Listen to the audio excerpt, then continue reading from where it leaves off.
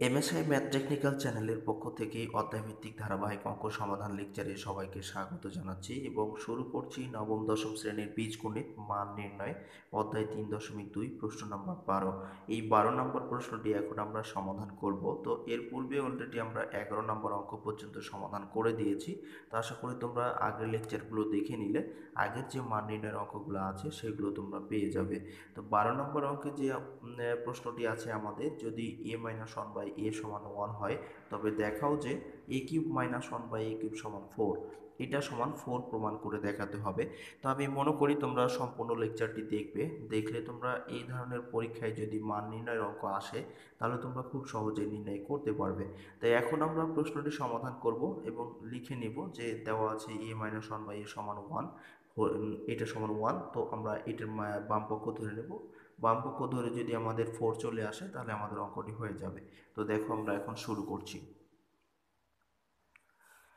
তো তোমরা সবাই জানো যে আমরা যদি আমাদের এই ঘটনীটার 8টি যে সূত্র আছে, অনুসিদ্ধান্তের সূত্র সহ 8টি সূত্রের মধ্যেই আমাদের এই সবগুলো অঙ্ক কমপ্লিট হবে।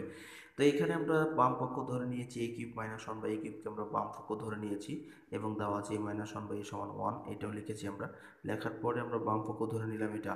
তো আমরা জানি a³ - b³ সূত্র যেটা, এটাকে a ধরেছি, এটাকে b³ b ধরেছি, তো a³ - b³ এটা সমান আমরা সূত্র জানি a-b⁻³ যেহেতু আমাদের মাইনাসের মান আছে তাই আমাদের মাইনাসের সূত্রটি প্রয়োগ করতে হবে। তো a-b⁻³ plus 3ab into a-b, অর্থাৎ এখানে আমরা যদি এখন মান বসাই তাহলে আমাদের যে 4 এটা কিন্তু চলে আসবে। তো আমরা a-1/a=1 বসাবো, এখানে 1 বসাবো, আর এটা নিচের সংখ্যা এবং এটা উপরের সংখ্যা কেটে যাবে, অর্থাৎ এটা উপরের সংখ্যা এটা নিচের সংখ্যা কেটে যাচ্ছে। তো এখন আমরা এটা সমান 1 বসাবো এবং এটা সমান 1 বসাবো, বসিয়ে আমরা হিসেব করব, তাহলে আমাদের এই অঙ্কটি সমাধান হয়ে যাবে। তো আমরা এখানে মান বসালাম, আমরা যে এখানে পেয়েছিলাম a-1/a=1, তো আমরা a-1/a=1 এর উপরে কিউব আছে তাই আমরা কিউব করে দিয়েছি, আর এখানে আমাদের এটা উপরের সংখ্যা নিচের সংখ্যা কেটে দিলাম, থাকছে 3, আর এটা সমান হচ্ছে 1। তো 1-এর উপরে কিউব হোক বা 100 হোক বা 200 হোক, যাই হোক না কেন 1-এর উপরে যাই হবে 1ই হবে। তো এরপরে প্লাস 3 আর 7 1 গুণ করলে 3 হয়, 3 এবং 1 যদি আমরা গুণ করি তাহলে 3 একে 3 হচ্ছে। তো 3 আর 1 যদি আমরা যোগ করি তাহলে 4 হচ্ছে। এই হলো এই প্রমাণ, অর্থাৎ আমাদের যে 4 প্রমাণ করতে বলেছিল বা দেখাতে বলেছিল, তো আমরা এখানে লিখে দিয়েছি শো দ্যাট, অর্থাৎ দেখানো হলো। তো আমরা এইভাবে লিখে দেব, অর্থাৎ এই 4 আমাদের খুব সহজেই প্রমাণ হয়ে গেল। তো এই ধরনের অঙ্ক যদি পরীক্ষায় তোমাদের আসে তাহলে খুব সহজেই তোমরা মাত্র কয়েক মিনিটের মধ্যেই করে নিতে পারবে আশা করি।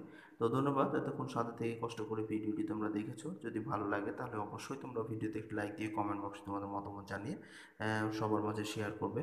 তো এটি প্রত্যাশা করি। তো ধন্যবাদ, সবাই ভালো থাকবে।